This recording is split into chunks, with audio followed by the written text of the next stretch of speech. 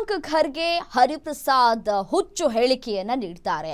ನಾವು ಕೋಳಿ ಕೇಳಿ ಮಸಾಲೆಯನ್ನ ಅರಿಯೋದಕ್ಕಾಗಲ್ಲ ಅಂತ ಹೇಳಿ ಶಿವಮೊಗ್ಗದಲ್ಲಿ ಮಾಜಿ ಡಿಸಿಎಂ ಈಶ್ವರಪ್ಪ ವಾಗ್ದಾಳಿಯನ್ನ ನಡೆಸಿದ್ದಾರೆ.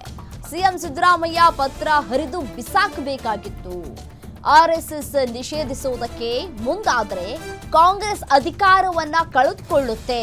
ಸಿಎಂ ಸ್ಥಾನ ಉಳಿಬೇಕು ಅಂತ ಅಂದ್ರೆ ಆರ್ಎಸ್ಎಸ್ ಸುದ್ದಿಗೆ ಬರಬೇಡಿ. ತಾಕತ್ತಿದ್ರೆ ಆರ್ಎಸ್ಎಸ್ ಚಟುವಟಿಕೆ ನಿಷೇಧಿಸಿ ನೋಡಿ ಅಂತ ಹೇಳಿ ಸರ್ಕಾರಕ್ಕೆ ಮಾಜಿ ಡಿಸಿಎಂ ಈಶ್ವರಪ್ಪ ಸವಾಲೊಂದನ್ನ ಹಾಕಿದ್ದಾರೆ.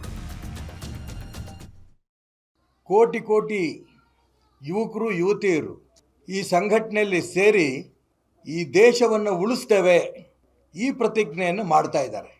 ಇದನ್ನು ಸಹಿಸಲಾರದೇ ಈ ರೀತಿ ಹುಚ್ಚು ಹೇಳಿಕೆಗಳು, ನಿಷೇಧ ಮಾಡ್ತೇವೆ ಅಥವಾ ಸರ್ಕಾರಿ ಜಾಗಗಳನ್ನು ಶಾಖೆ ನಡೆಸೋಕ್ಕೆ ಕೊಡಲ್ಲ, ಬೈಠಕ್ ನಡೆಸೋಕ್ಕೆ ಕೊಡಲ್ಲ, ಈ ರೀತಿ ಮುಖ್ಯಮಂತ್ರಿಗಳಿಗೆ ಪತ್ರ.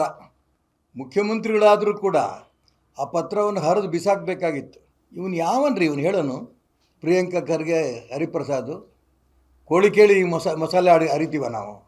ಆರ್ ಎಸ್ ಎಸ್ಸಿನ ಚಟುವಟಿಕೆಗಳನ್ನು ನಿಲ್ಲಿಸೋ ಪ್ರಯತ್ನ ನಡೆಸಿದ್ರೆ ಕರ್ನಾಟಕ ರಾಜ್ಯದಲ್ಲಿ ಯಾವುದೇ ಶಾಖೆ ಎಲ್ಲೆಲ್ಲಿ ನಡೀತಾ ಇದೆಯೋ, ಅದು ಸರ್ಕಾರಿ ಜಾಗ ಇರ್ಬೋದು, ಖಾಸಗಿ ಜಾಗ ಇರ್ಬೋದು, ನಿಲ್ಲಿಸಂಥ ಧೈರ್ಯ ನೀವು ಮಾಡಿದ್ರೆ ನಿಮ್ಮ ಸರ್ಕಾರ ನಿರ್ನಾಮ ಆಗೋಗುತ್ತೆ.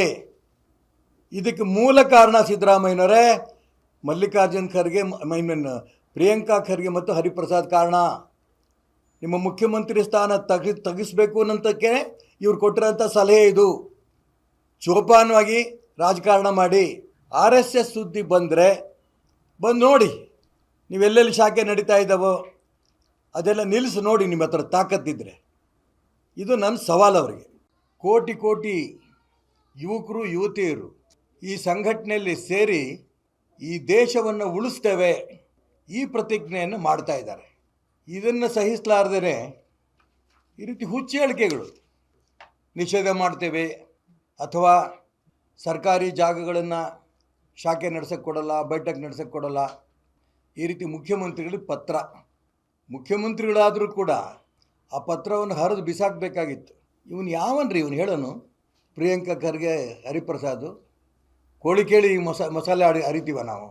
ಆರ್ ಎಸ್ ಎಸ್ಸಿನ ಚಟುವಟಿಕೆಗಳನ್ನು ನಿಲ್ಲಿಸೋ ಪ್ರಯತ್ನ ನಡೆಸಿದ್ರೆ ಕರ್ನಾಟಕ ರಾಜ್ಯದಲ್ಲಿ ಯಾವುದೇ ಶಾಖೆ ಎಲ್ಲೆಲ್ಲಿ ನಡೀತಾ ಇದೆಯೋ, ಅದು ಸರ್ಕಾರಿ ಜಾಗ ಇರ್ಬೋದು, ಖಾಸಗಿ ಜಾಗ ಇರ್ಬೋದು, ನಿಲ್ಲಿಸಂಥ ಧೈರ್ಯ